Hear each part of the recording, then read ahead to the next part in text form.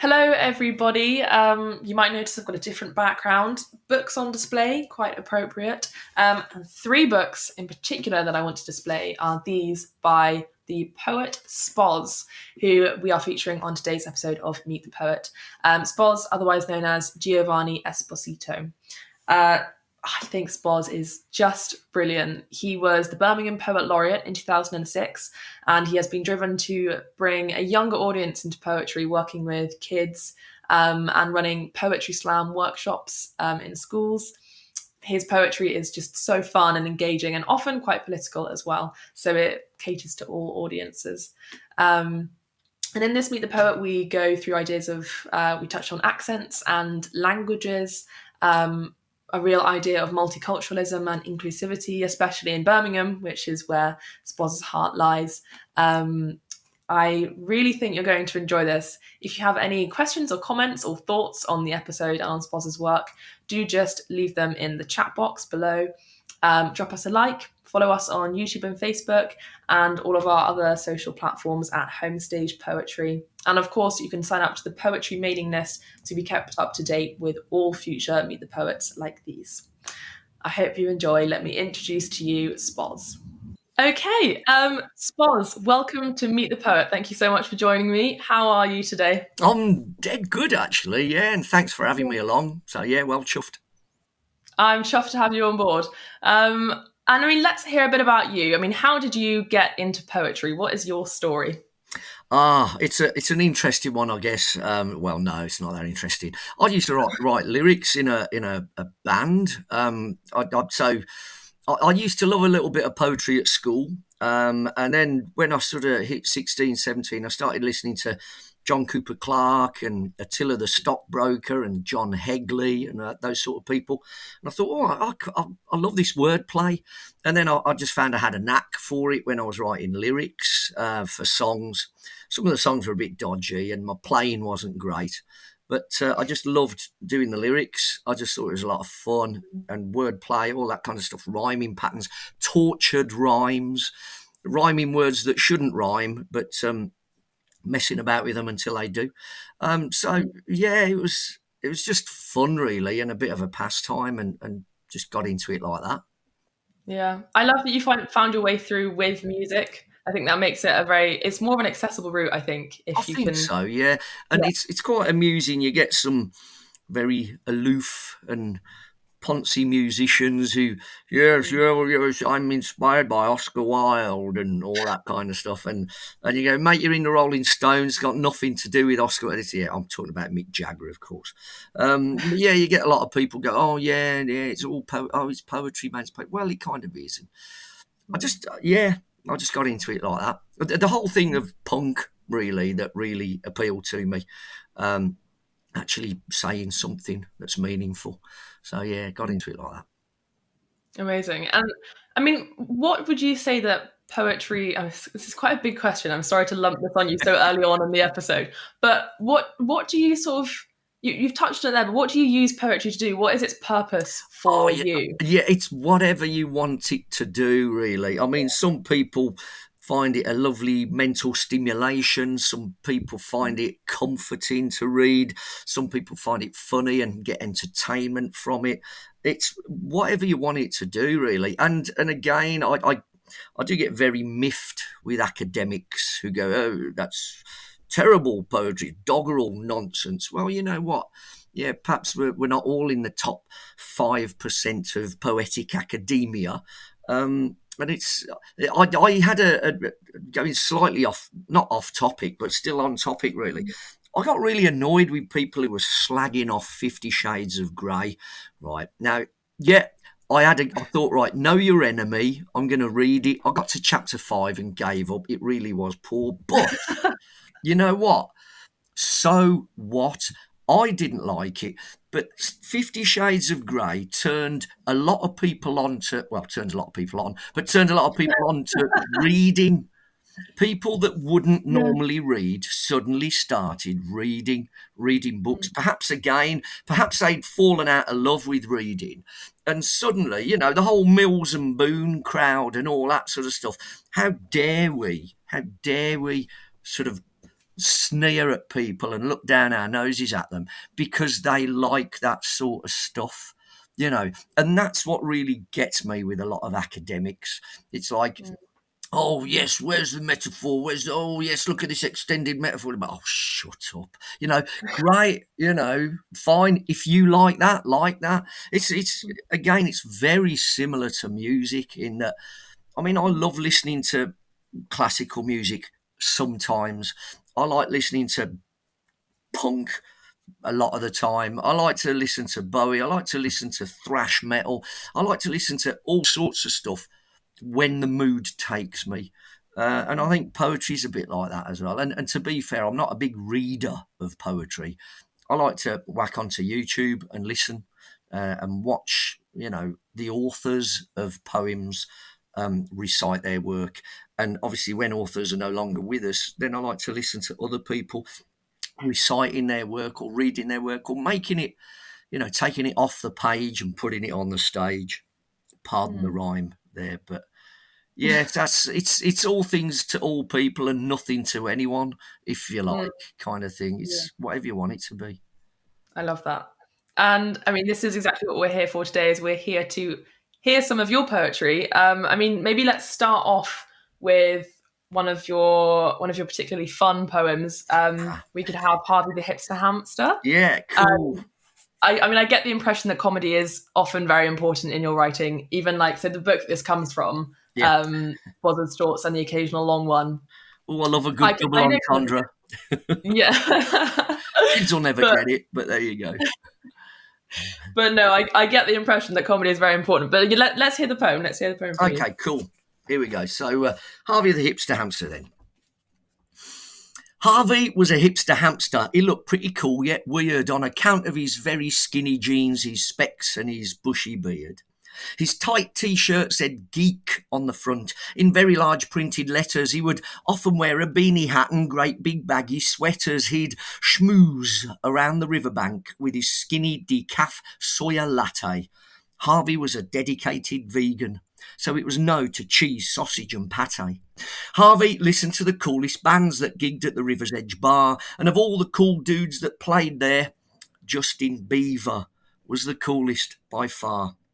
Justin was the singer in the Badgers set, a band with a hip reputation. They could curl the whiskers on a weasel's nose and bring hedgehogs out of hibernation. Now, Harvey got a little bit jealous of Justin's adoring attention, so he began to hatch a horrible plan with a nasty and evil intention. He was aware that Justin loved to swim, just like many beavers do, but there was a peril that lurked in the river's reeds that only Harvey knew. Magnus, the pike, was a terrible fish. He gobbled up ducklings and stoats. Harvey had even seen him attacking fishermen in their boats. If Harvey could lure Justin to the edge of the river by the reeds, he was sure that he could leave Magnus to complete his gruesome deeds. So, one warm night at the River's Edge bar, as the Badger set finished their show, Harvey saw Justin wandering off under the moonlight's glow. "Hey, dude," called Harvey, "you're the coolest, dude." "Thanks, dude," Justin said in reply.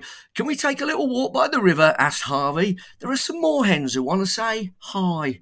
So off they swaggered by the light of the moon toward the expected end of our story, though neither Justin nor Harvey knew of the nighttime menace called Tory.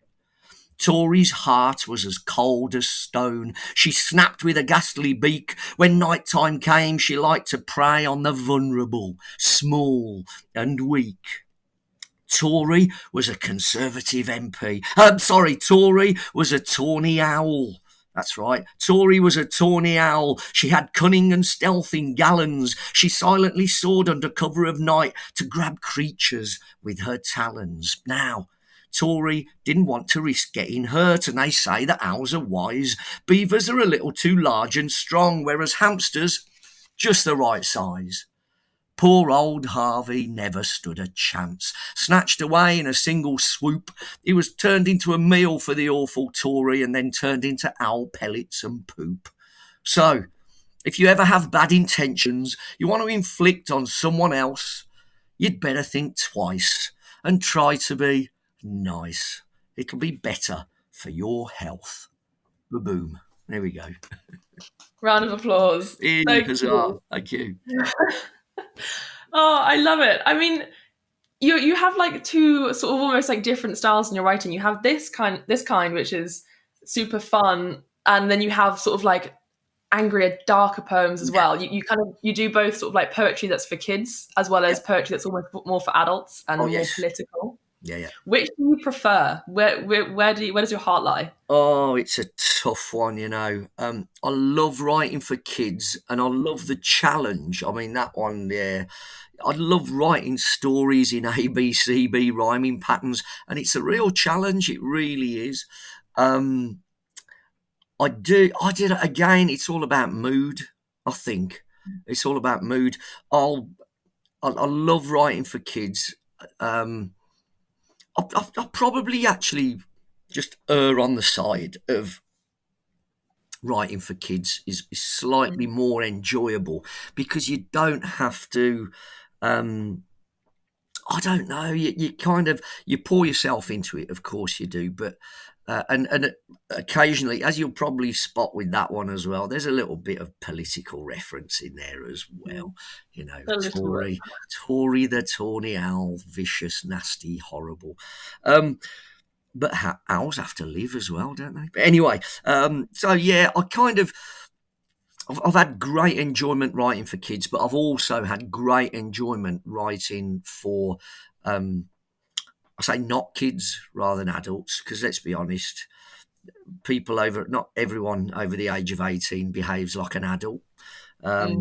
So, yeah, for an older audience, I enjoy both equally. I think different challenges. And I think like an older audience can also still really enjoy and appreciate your other writing as well. Like I love this, Yeah, and I love some of the other stuff that we've got planned to hear yeah. from you as well. I think it's important that if you can cross those boundaries a little bit, because ultimately, young children when they come to my gigs, their parents bring them. Their parents bring them, or guardians bring them, or carers, or whatever. So it's kind of like I love stuff like the Very Hungry Caterpillar. I remember taking my daughter along to that, but I kind of zone out after a little bit because it's not hugely stimulating for me. I have a lot of fun watching my granddaughter enjoy it. Of course, I do. But I think sometimes if you can drop a little, I mean, like there, Magnus the Pike. I mean, but you probably won't get that. You're far too young. There was a science program called Tomorrow's World in the 70s, and one of the presenters was called Magnus Pike. There you go. You see, you get the joke now. Well, it's Okay, yeah. cool. Okay, you might get Justin Bieber. That's a bit for slightly younger people. So yeah, I like to chuck in stuff that the parents and grandparents might groan at, going, "Oh yeah, Magnus Pike, yeah." Kind I of. like that. It's like with like for instance with Toy Story, watching that as a kid was one experience. Then you grow up and watch it as an adult, and then you Totally. notice so many references that you didn't get when you were a kid. Sort of appealing Absolutely. to audiences. Yeah. Yeah. I think that And the then best children's stuff can do that. It's great. yeah, definitely. And so you do work with kids a lot. You do like slam poetry workshop facilitating. Yeah. I mean, how is that? And like, what is your aim? It's brilliant. I love it, and for me, it's just to break down those walls and barriers that people seem to want to build between people and poetry. It's like it's not an elitist thing, although it can be. Obviously, we're fully aware of all the, the exclusionary poetry that goes, this is just for the top 5% academics in the world. For me, it's about bringing it to everyone.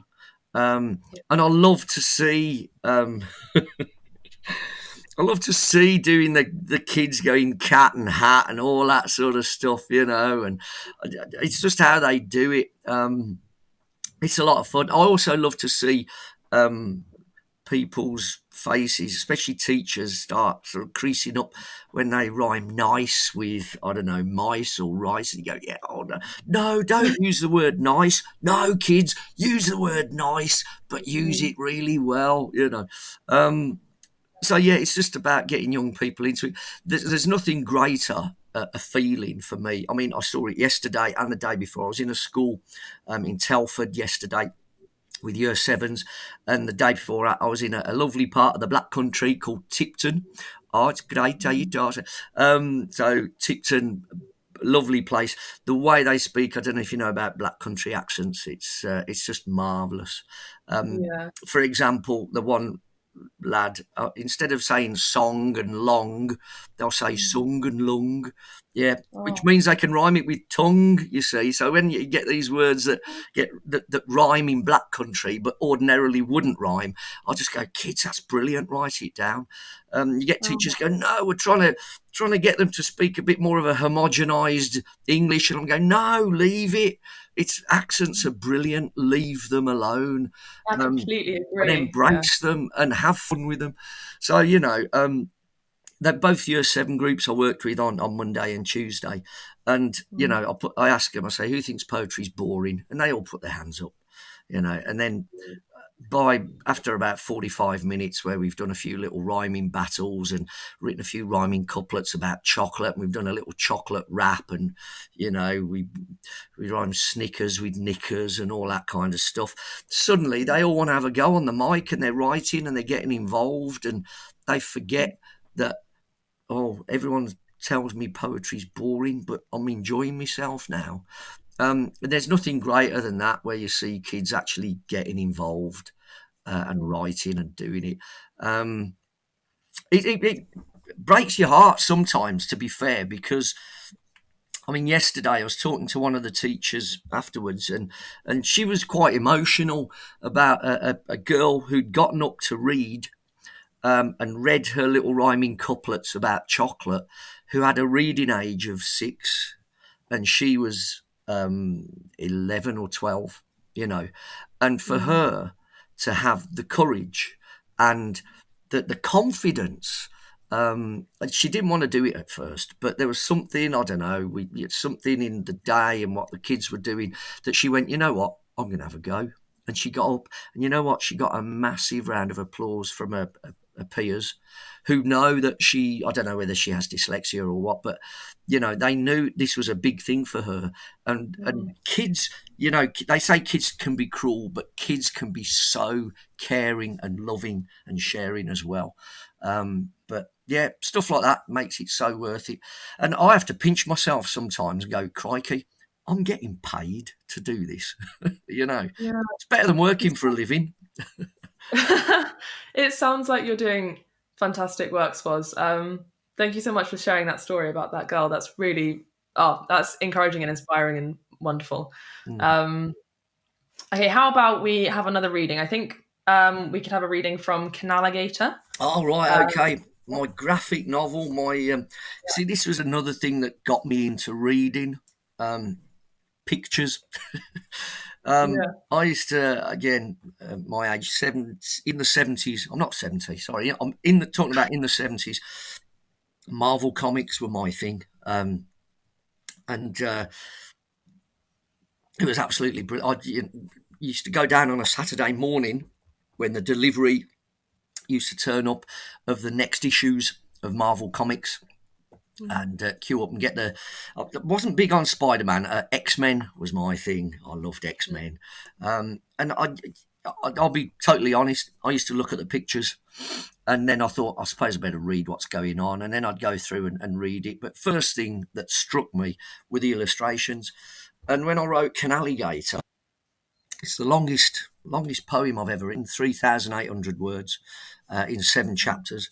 But I just thought it's too long to sit in a book of anthology poetry, and it's too short to make into a novel of its own. How can I make this longer? And yeah, we just did the anime style illustrations, comic book stuff, done beautifully done by Libby Duros, who's absolutely fantastic. So I'll just read the first chapter. We can have a little chat about it afterwards if you like. But here we go. So, chapter 1, An Absent Friend. Mohammed and Billy were best of friends. They always looked out for each other. You could say that they were more than mates, like brothers from another mother. The lads often played down by the canal, though their moms had told them not to. But like so many kids when grown-ups say no, it's met with a, well, I've just got to. They were aware of the dangers of playing near water that was deeper than children might think, and who knew of the debris that lurked underneath? It was scary to fall in the drink. Now, Billy and Mo were sensible kids and stayed away from the edges. They stuck to the towpath and looked at the birds that would nest in the trees and the hedges. There was another thing that drew them to the canal, a memory that they'd hold till the end. Months may have passed, though they'd never forget Casey, their long-lost friend. How was he doing? They asked themselves. Was our buddy still happy and well? We haven't seen Casey for such a long time. We wish there were ways we could tell. Which is secretly why they went down to the cut to find evidence of Casey's existence. They were always looking out for non-standard poop or a giveaway sign in the distance. But alas, their searching was all in vain. They felt rather sad and rejected. Losing a friend like their lovely pet had made them feel worse than expected. They hoped one day that Casey would come to soothe their worries and sadness. Sometimes it seemed like the world was sick with a feverish anger and madness. "Oi, you two, what are you looking at?" screeched a voice bristling with mischief. Four undesirables stood on the path and were waiting to dish out some grief. "We don't want any trouble," a scared Billy said. "Can't you just leave us alone?" "No, we won't. We're bigger than you, so give us your money and phone." "Help! Please help!" cried a desperate Mo with no clue of who might come. Would someone or something hear their cries who roamed the backwaters of Brummie? The four bullies laughed. "Ha! Save your breath. There's nobody near who can hear. We're tougher than you, so give us your stuff, or the aftermath will be severe." But then came a few ripples, then a small wave, a bit of a splash, and then bubbles. The four bullies turned with a mystified look, but this was the least of their troubles. The canal water swelled with a terrible swell, as though someone had busted a dam. Then out lurched the foot of a gruesome beast. There was a monster in Birmingham. Next came a snout with some snaggly teeth and a growl to make people's spines shiver. The four bullies' eyes filled with fear and their legs went all of a quiver. "Run!" cried one of them. "Leg it!" another, as the other two let out a wail, and as they ran they all got a smack from the creature's long, jagged tail. The bullies were gone. Now Billy and Mo stared in awe at the reptile's size, and as they froze in abject terror, there came an unexpected surprise. The beast smiled at them both, then gave them a wink. The boys' fears began to transform. Surely this couldn't be the lizard that they'd fed and loved and kept warm. The croc gave the two boys a snuggle, then splooshed back into the canal. It turned with a wave and a playful splash. "It is Casey, our long-lost pal." But how on earth had he gotten so huge? What on earth had he been consuming? Surely it couldn't be good for you, but I bet it'd keep business booming. Billy and Mo rushed to their homes, chatting all the way back. Their friend had returned to protect them and save them from an awful attack. "Do you remember how upset we were," said Billy to an excited Mo, "when we hugged him goodbye and waved him away 7 or 8 months ago?" "Oh no," said Mo. "Just look at him now. I just knew that sooner or later we'd meet him again and our friend would return, though not like a Canaligator." "Cool name," said Billy. "Thanks," said Mo. "I'm pleased that you set him free." "Me too," said Billy. "That name is cool, but he'll always be Casey to me."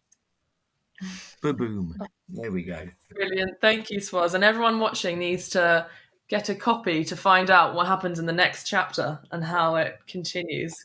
Oh yes. Um, I love this. It's like what you were saying earlier, this fusion with different like other art forms. So like fusing poetry with music, but also fusing it here with art. It all sort of fulfills that that drive to make poetry accessible and bring new people into it. And I think that's Yeah, I hope so. I mean, another thing with Canaligator, we've got some little QR codes in there, so you can scan it, and it takes you to my YouTube channel.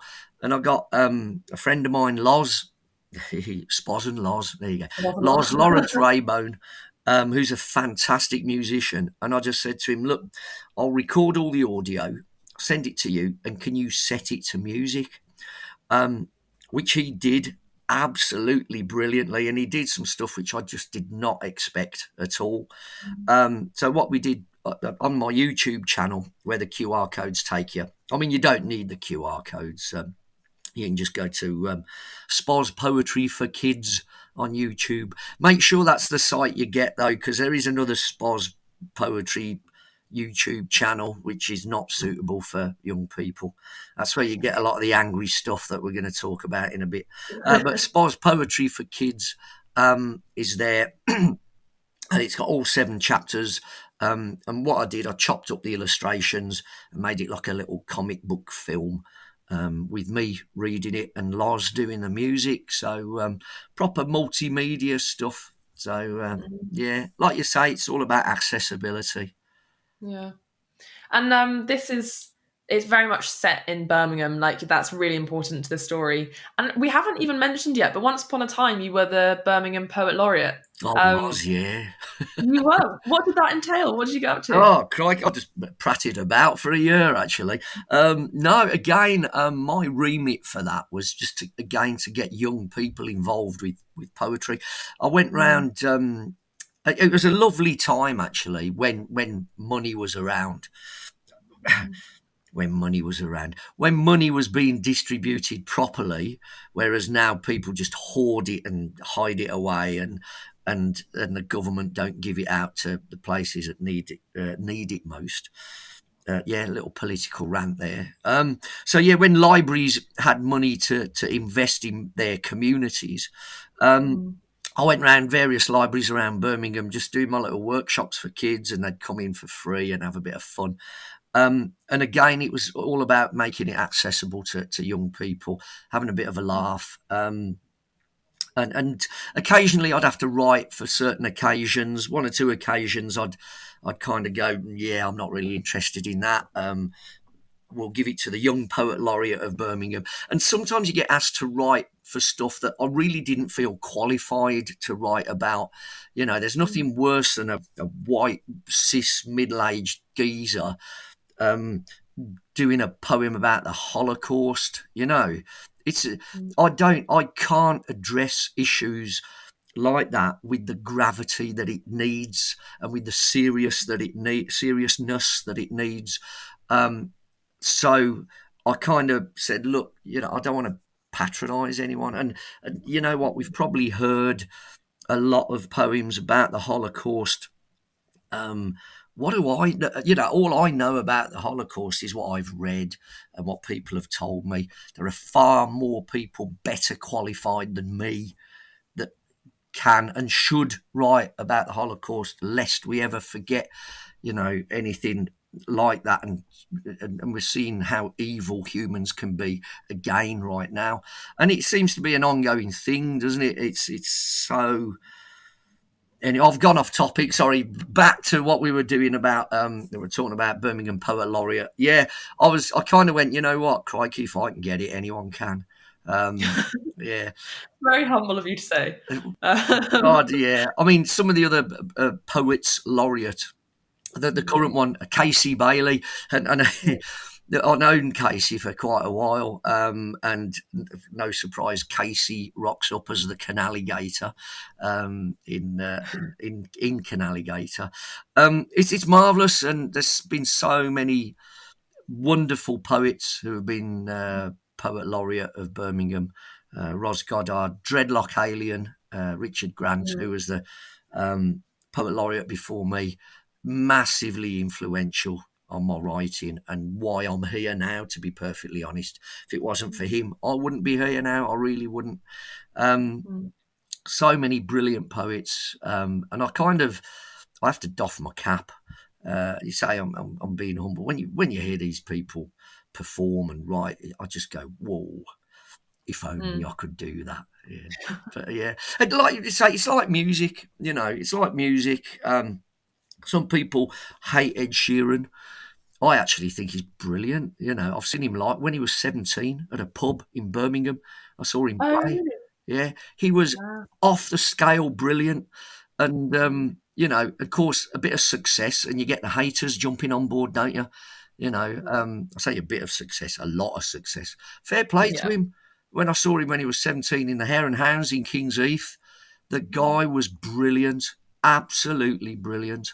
So anyone who goes, oh, yeah, whatever, Yeah. you know. Ed Sheeran, if you're watching, you have Spoz's stamp of approval. There Damn you go. right, yeah. And my wife fancies you as well, so yeah. So, and so does my daughter, and she's ginger as well. So there you go. Big up the gingers. I did dye my hair ginger for 3 years, to be fair. But anyway, Well, okay, so sticking with this, Birmingham is so important in your writing, sticking with this idea, maybe if we move on to your next poem, which is actually from your Verve Poetry Press collection, Sometimes Angry, we could hear The Castle Up the Beacon. That would be good to go to next. yeah, the castle. Oh, just you see what I love about accents. Oh, yeah, I said Yeah, castle. castle, Yeah. castle, and what's really interesting, Ed Sheeran did a poem. I didn't do a poem. Did a song, uh, Castle on the Hill or something. But he Yeah. said Castle on the Hill. Hang on, I've got to find it. That's how totally unprepared I am. But you know what? See, this is what I love about accents. I really do. My daughter, actually, my granddaughter at the moment.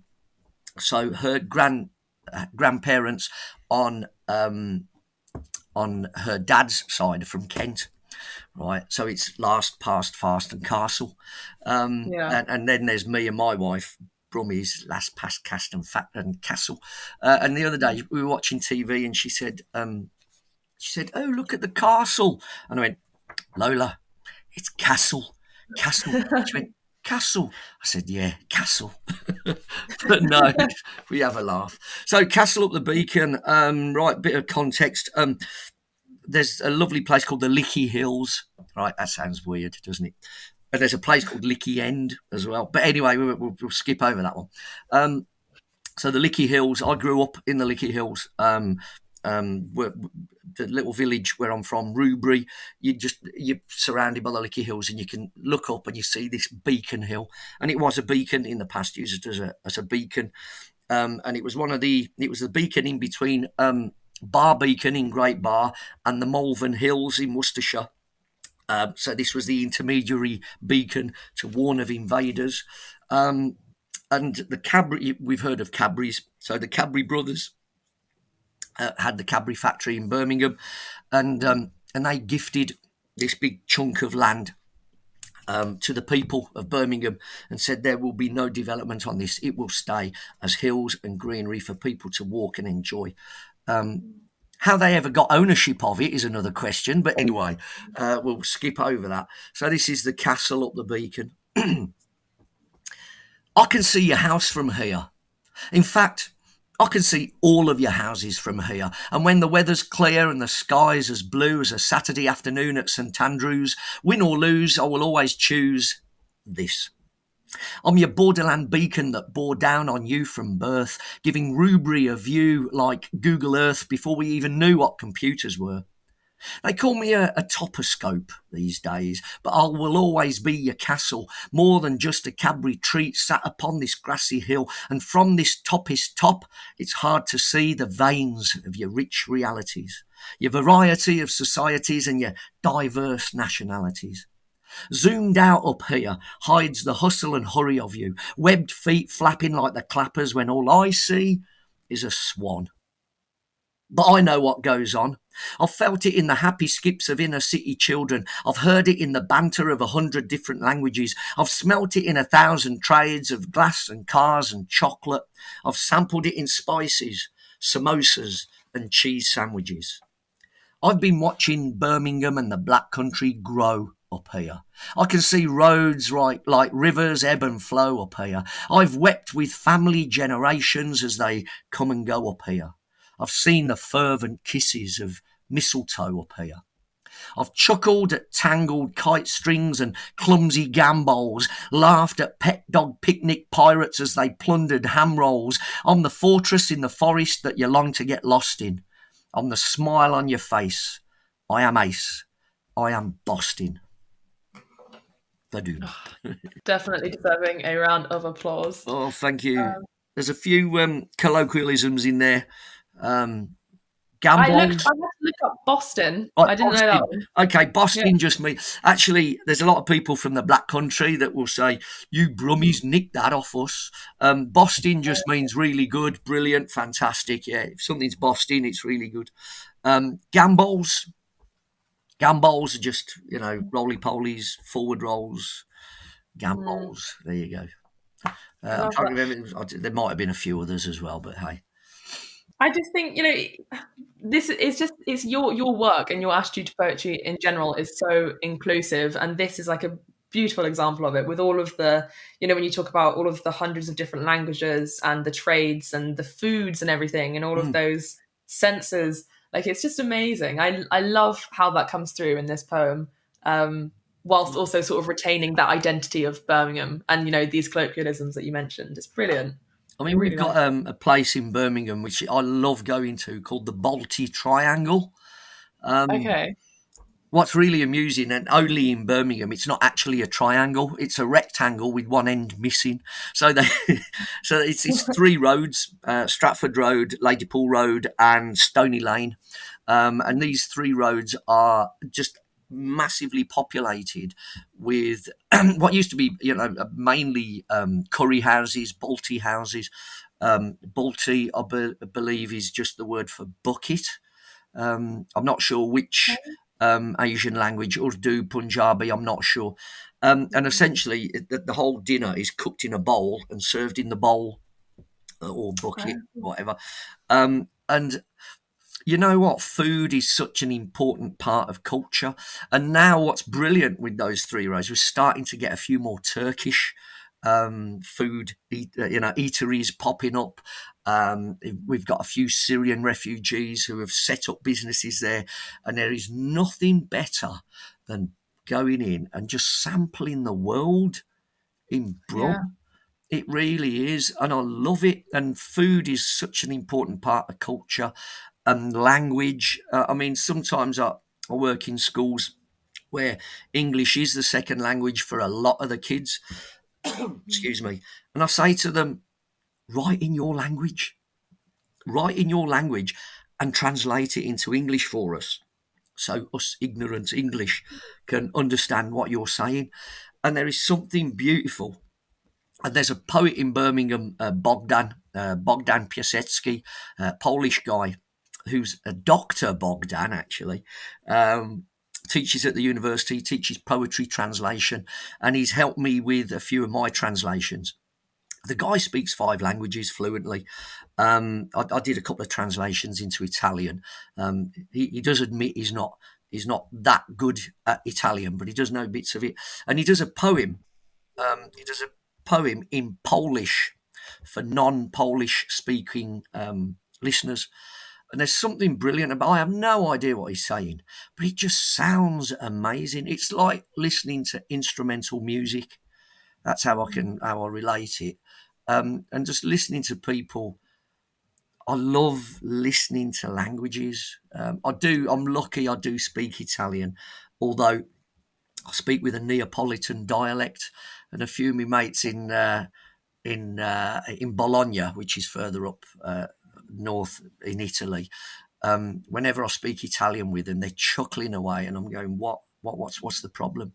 And they go, you sound like a Neapolitan OAP. Some of your dialect is so old that only people over 70 speak it. And I'm going, well, I did learn off my mum and dad, my dad's 93 now, and they go, Spoz, it's brilliant, don't ever change. And I go, well, I do my best. Mm, But languages are so precious and brilliant. yeah. Yeah. Absolutely. I mean, this kind of links in quite well actually to another poem of yours that we have planned, which is My Heritage. Hmm. But I mean, so your parents, they were Italian immigrants. Yeah. Um, and I mean, I think this poem is such a beautiful acknowledgement of the trials that they've been through and all that they've done for you. But I mean, how do you think that that affects your sense of identity? Them having travelled here and you having that Italian ancestry, but also being very strongly at heart a Brummie. Oh yeah. First and foremost, I'm a Brummie. Yeah. Weirdly, and I think it's and you see, discrimination can have two horrible effects, and racism. Well, lots of horrible effects, but one is it kind of bolsters your own non-British identity. Mm, Sometimes in a negative way. Um, I've really tried to resist that. And I see a lot of people who have been, had bashed with racism all their lives. And frankly, I mean, there's a lovely song by a band called, is it? I can't remember whether it's Rancid or I think it might be Rancid. One of the old American punk bands. I think it might be Rancid. Did a song called "Kill All the White Man." I mean, okay. that's a bit. That's go. And the irony is there's a white guy in the band, but you can see where this where racism just keeps on being batted from side to side, and Mm, and it's such a sad thing. But I'm just so proud of my parents because they had to face a lot growing up in the south of Italy, immense poverty. And that they grew up during Mussolini times, and he was a pig. Again, very much like let's give ownership of the land to a handful of very rich people, and keep the peasants under the thumb, and keep them working, and keep them making the money for the handful, for the few, not the many. Um, yeah. and then for mom to actually, it was mom that was the instigator of coming to England because she was sick Mm. and tired of the poverty. Her mom had passed away, um, and and her dad had remarried. So she had a stepmom who she loved dearly, and her stepmom loved her dearly. But it was a big family, 9 kids. Having said that, dad was one of 11 kids. Um, Oh yeah, God. I know. Catholics, eh? But Mom said to Dad, "Look, there's a notice in the post office. They're looking for people in England. Let's go." Mm, And Dad went, "Nah, I won't like the food. I won't like the food, and I won't like the climate."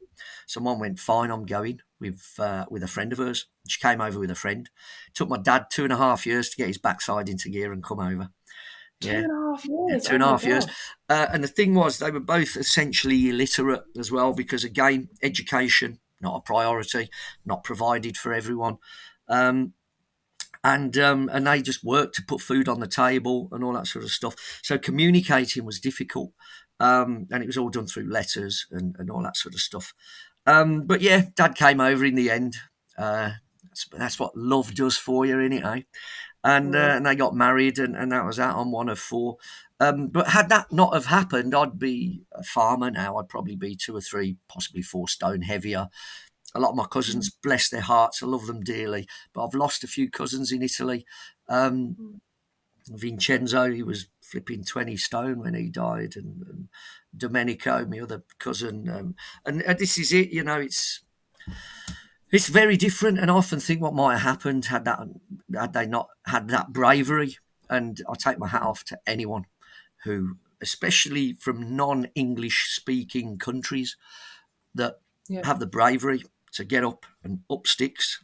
Um, I wonder if so the poem I mentioned, My Heritage, it's I think it's such a beautiful note. Maybe we should end on that note and hear one more poem before then, which does address everything that you've mentioned. It addresses this people who all these different cultures yeah, in the UK and people who've travelled here. So maybe if we hear Here's to You as our second to last poem. Cool. Okay. Let's have a little blast with with Here's to You. Goes like this. Here's a little shout out to the hungry and impoverished labourers who downed tools and trekked 1,000 miles to pick up new ones. With a hearty new language to chew on in a new land, they found and mouthed words to communicate in a place they didn't fully understand. As their swarthy complexions turned ruddy after being stood in the British winter for a while, they learnt to endure in an environment that could turn a little hostile. And I'm not just talking about the freezing weather, because when their mountains weren't baking in the summer, they were snow-capped in winter, knee-deep treks into the Campania. So, they were used to that kind of cold without exception. It just took a little more to acclimatise to a Bellen's frosty reception. Here's a grateful little pat on the back to all the intrepid adventurers who rode the blows and faced the flack of countless shouts of "Go back to your own country." Bless your skin that must have been as thick as the morons these gormless thoughts spawned from. They saw the numbers, though never understood the mathematics. Their ignorance was tragic. Blame was their game, scapegoating their tactics. Your boats and planes crashed through waves of coming over here, nicking our jobs, while lazy slobs and bigoted gobs full of shite and sick ate fruit they couldn't be asked to pick. Here's a humble thank you to the South African doctor who diagnosed me, to the Irish lady who made me tea, to the Asian lady who helped feed me, to the Chinese junior doctor who lumbar punctured me, to the wind-rushed nurse who bathed me when my limbs had failed. We laughed and wailed in patois and Brummie. "It's okay, sonny, it looks like a penis, just a little bit smaller." She smiled every time I had to call her. She had a heart with compassion to build nations on, yet some bastards today still want to see her gone. So, people, keep coming if you really want to come, to where all can prosper and not just the few, freedom for all and not just for some. Here's to us all, but especially to you. Absolutely fantastic. That poem, I feel like, so the book is called Sometimes Angry, and that's what the poem is. It's like it is sometimes angry, but it's also sometimes it's so filled with love. That poem is both, it's both angry and both so thankful for everyone who is doing what they're doing. Absolutely, yeah. I just think it's. Yeah, I mean, it talks about the time when I was in hospital. I went and got this thing called Guillain-Barré syndrome, which rendered me immobile. Apart from my head, I could move my head. All my limbs had packed up. It's a little rare sort of neurological disorder thing, but I'm all right now, sort of. But yeah, it was just amazing to be sat in the hospital in the QE in Birmingham. And everyone, from, like I say, the windrushed, bless her, she had to bathe me on like, yeah, it's all right. We've done this a few times. I'm going, oh, thank you. That doesn't, okay, forget dignity. That goes out the window. But you're just surprising how many, this country would not function, full stop, without migrants and people who have come from abroad. And often I'd say it in another poem, which we're not going to do today. Open doors work both ways. When people start moaning, "Oh, coming over here," well, piss off then. There's the door. You don't like it, go somewhere else. These people are coming over. Why don't you go somewhere else? I know that's a horrible thing to say. They go, "I was born here. I deserve to be here. It's my right to be." No, it's not. It's your right to be wherever you want it to be. Yeah, go if you want to go. If you don't like it, go. When people say, "Oh, you hate Britain," no, I love Britain. I love Britain. That's why I'm so passionate about it. I love Britain. This is a country where I grew up and embraced me. Not everyone did, but largely, I'm here because of the British, whatever the British way of life is, I'm part of it. And that's why I'm hugely proud of what Britain can be, but I think we're a long way from it, which is why I get angry. But hey.